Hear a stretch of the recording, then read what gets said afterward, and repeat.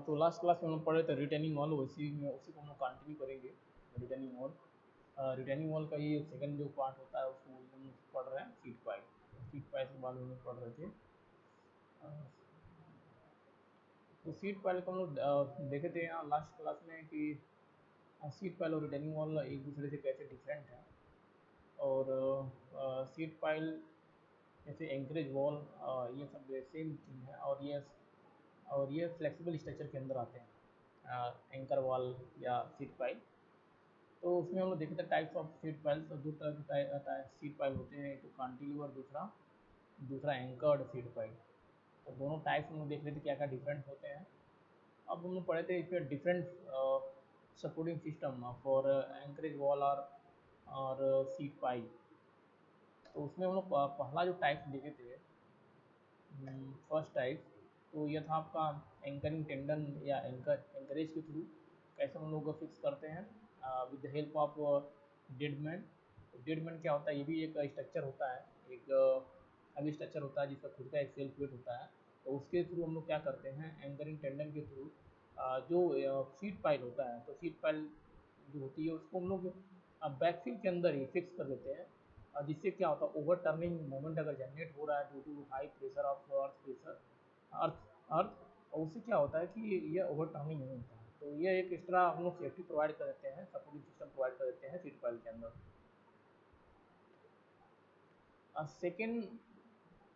Second हम लोग देख रहे हैं डेडमैन वाला, डेडमैन के थ्रू कैसे होता है। थर्ड था हमारा स्टड और ब्रेसिंग। तो स्टड और ब्रेसिंग में दो सीट पाइल्स हम लोग यूज करते हैं, और अगर बीच में कोई भी वर्किंग या कंस्ट्रक्शन का वर्क करना है या एक्सक्यूशन का काम करना है, तो हम लोग ब्रेसिंग के थ्रू, ब्रेसिंग की हेल्प से हम लोग एक्सीवेटिंग का काम सोल का करते रहते हैं। और इससे क्या होता है कि उस लोकल जोन में, उस स्पेस के अंदर इरोजन या डिफॉर्मेशन नहीं होता है सोयल का।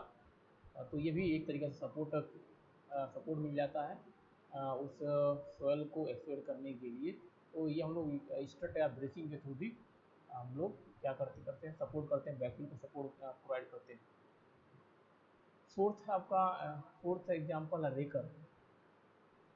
तो रेकर रेकर हम लोग पढ़े थे कि रेकर क्या होता है कि ये बैकफिल के जो अपोजिट डायरेक्शन होती है, बैकफिल जिधर बैकफिल होता है उसको दूसरे डायरेक्शन में हम लोग इंक्लाइन डायरेक्शन में वेटर की तरह सपोर्ट प्रोवाइड करते हैं, जिसको बोलते हैं रेकर। तो ये भी सपोर्ट सिस्टम के अंदर आता है।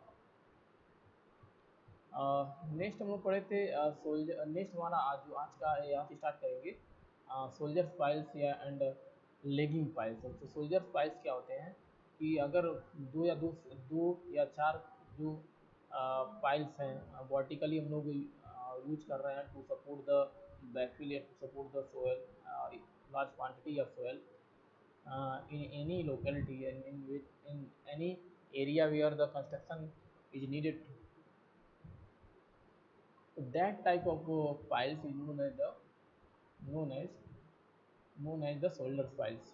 तो जैसे डायग्राम में यहाँ पे डायग्राम में दिख रहा है, चार पाइल्स, वर्टिकल चार पाइल लगे हैं, वर्टिकल चार पाइल 1 2 3 एंड 4।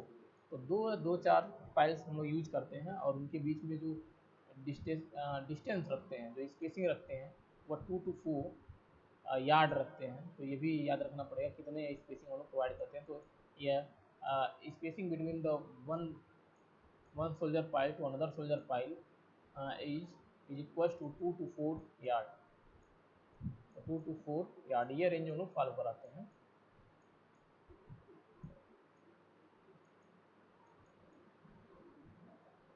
तो अगर देखेंगे इसका शेप, तो एस टाइप का बीम लग रहा है, एस शेप का बीम होता है। तो ये भी बीम की तरह काम करता है सपोर्ट करने के लिए, एस शेप का। और यहाँ बीच बीच में हम लोग क्या करते हैं, एक हॉरिजॉन्टल डायरेक्शन में बीम हम लोग यूज़ करते हैं, स्टड यूज़ करते हैं, जिसको बोलते हैं लैगिंग वॉल। तो ये जो हॉरिजॉन्टल वाली बीम है उसको बोलते हैं lagging wall.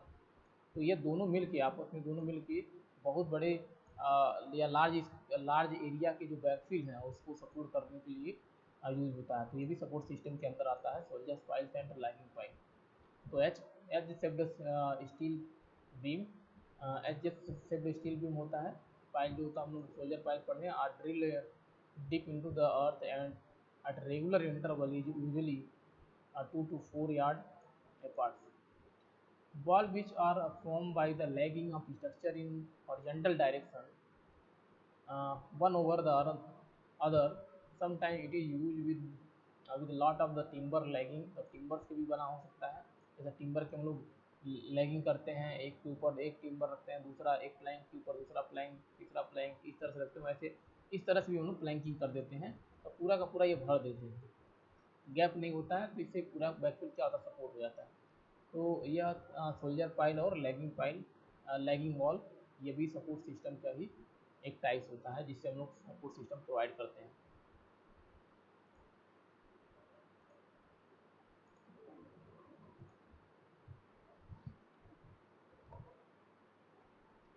Tie back tendon, tie back tendon क्या होता है कि जो बैकफिल होती है उसमें हम लोग जो एंकरेज वाल होता है या सीट पाइल होता है उसको हम लोग टेंडन के थ्रू या एंकरेज टेंडन के थ्रू हम लोग क्या करते हैं, फिक्स करते हैं, तो वही टाई बैक टेंडन बोलते हैं उसको। तो उसी को हम बोल रहे हैं टाई बैक टेंडन। तो जिस रोप या वायर के थ्रू हम लोग एंकरेज वाल या सीट पाइल को बैकफिल के अंदर सपोर्ट करते हैं विद द हेल्प ऑफ टेडमैन, उसी को हम लोग बोलते हैं tie back tender.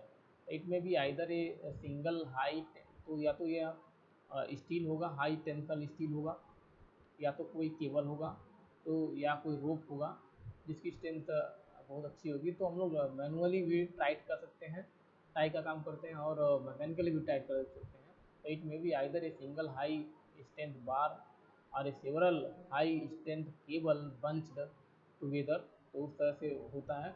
It is usually inclined so as to reach better bearing material to avoid full uh, collapse during the drilling.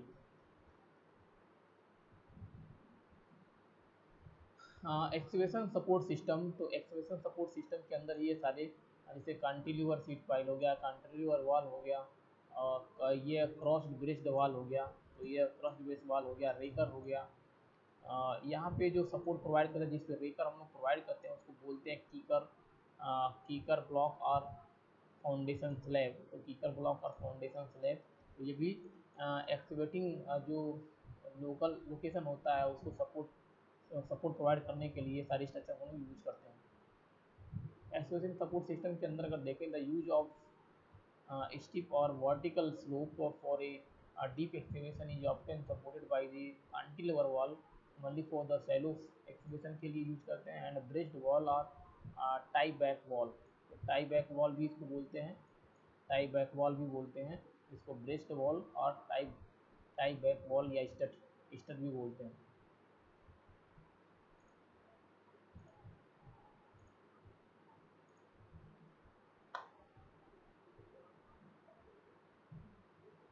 और अब हम बात करें एप्लीकेशन ऑफ सीट फाइल का, तो बहुत सारे एप्लीकेशन है। एक तो जैसे अगर कोई एम्बैकमेंट है या स्लोप है, उसको हम लोग स्टेबल करने के लिए, उसकी बियरिंग कैपेसिटी बढ़ाने के लिए, जिससे उसके अंदर इरोजन ना हो, उसके लिए भी हम यूज़ करते हैं। दूसरा पाइपिंग, अगर कोई हाइड्रोलिक स्ट्रक्चर है, जैसे बियर बैराज डैम है, उसमें स्कोरिंग और स्कोरिंग या कह सकते हैं पाइपिंग को अगर हमें रोकना है, तो वहाँ भी सीट पाइप यूज़ करते हैं।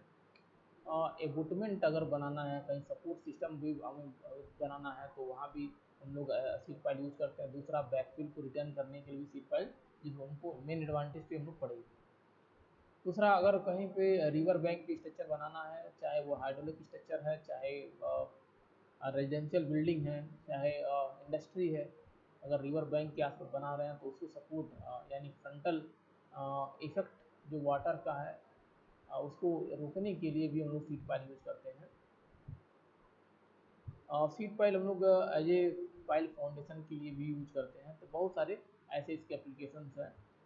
फर्स्ट एप्लीकेशन में देखते हैं, तो it is use as a retaining wall. तो ये तो होता है रिटेनिंग वॉल की तरह हम लोग यूज़ करते हैं फ्लो बैकफिल को रिटेन करने के लिए। तो पहला एप्लीकेशन ये तो हमें समझ में आ रहा है।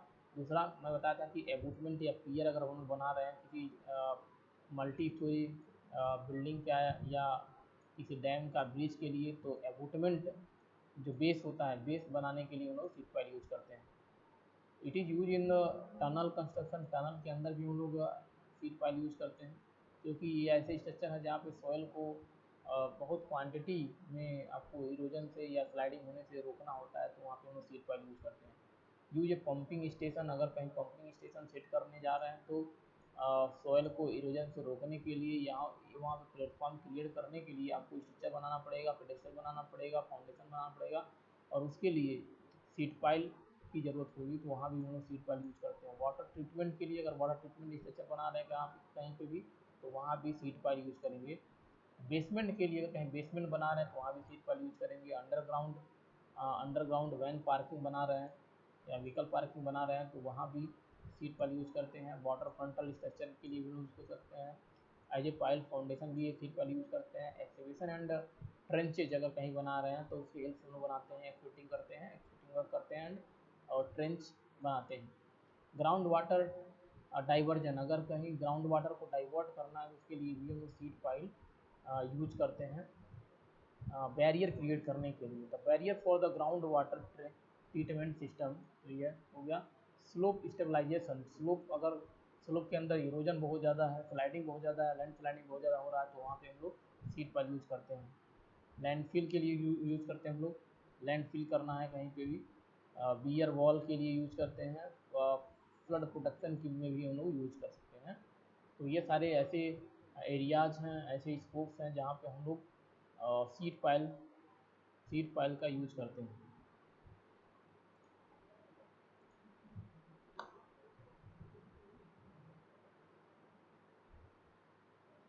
अब सीड पाइल पे बेस्ड न्यूमेरिकल अगर हम देखें तो न्यूमेरिकल क्या बोला, with the suitable illustrations describe the simplified analysis method for the designing the depth of embedment of the cantilever sheet pile। तो डेप्थ ऑफ एम्बेडमेंट के बारे में बोल रहा है।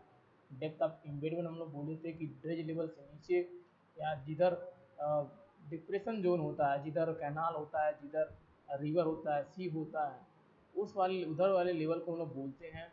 जिधर से पैसिव प्रेशर एक्ट करता है टू द सीट पाइल, उस उधर बोलते हैं ड्रेज ड्रेज लेवल। और ड्रेज लेवल से नीचे जितना सीट पाइल इंसर्ट होता है उसी डेप्थ को हम लोग बोलते हैं depth of embedment. Sheet pile in a granular soil, find the depth of embedment of the cantilever sheet pile for a 6 metre deep excavation. तो 6 metre deep excavation in a sandy soil layer. Density दिया है आपका 80 kilometre per metre cube and internal friction angle 35 degree for factor of safety equal to, तो factor of safety equal to 2 दिया है।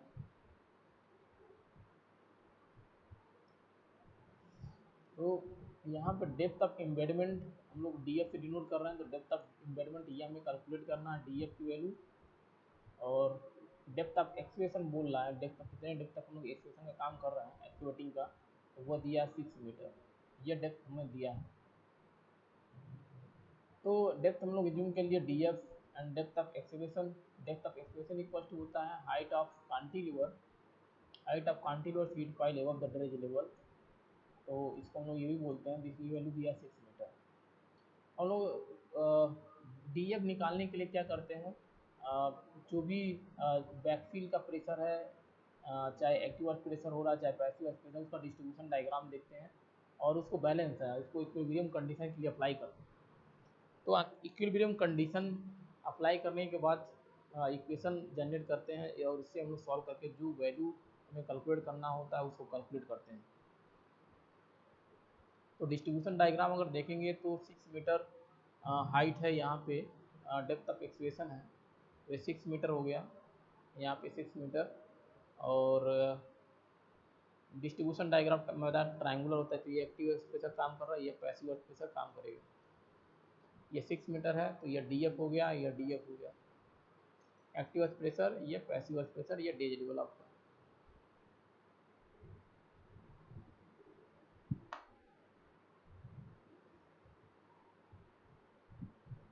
For equilibrium condition, overturning moment due to active earth pressure should be balanced by the resisting moment due to passive earth pressure। तो resisting moment कौन create करेगा? Passive earth pressure create करेगा active earth pressure को resist करने के लिए। तो resisting moment above the base about the base या overturning moment about the base is equal to factor of safety, ये होना चाहिए। तो resisting moment about the base divide by overturning moment about the base is equal to factor of safety. तो resisting moment देखेंगे तो ये passive force के कारण जनरेट होगा, पैसिव अर्थ प्रेशर के कारण।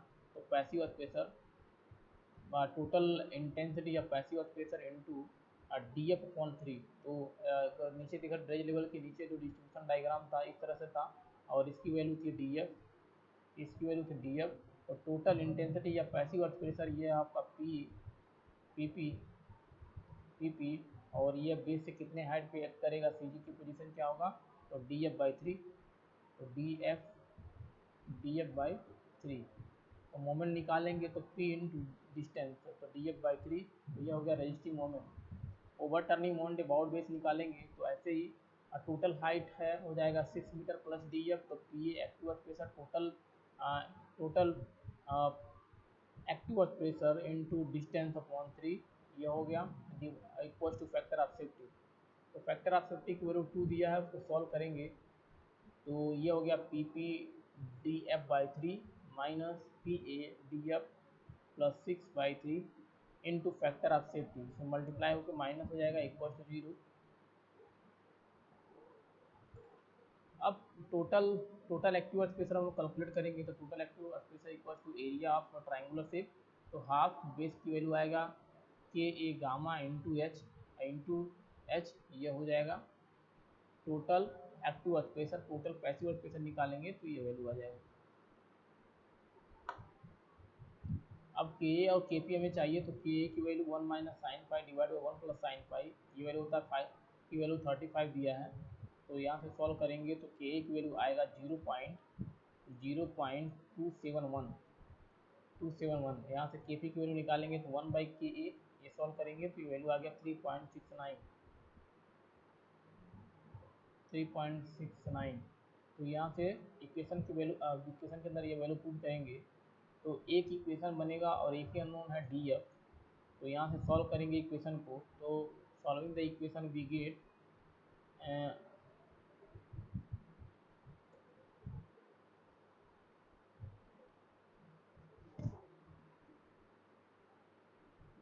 तो क्यूबिक फॉर्म में इक्वेशन बन जाएगा 9.44 D to the power 3 minus 29.268 D F square minus 175.608 D F minus 351.2166 equal to 0। तो इस इक्वेशन को सॉल्व करेंगे, यहाँ से तो D F is equal to आ जाएगा D F is equal to 6.7। Depth of embedment of sheet pile equal to 6.7 metre, ये आ जाएगा वैल्यू 6.7 मीटर।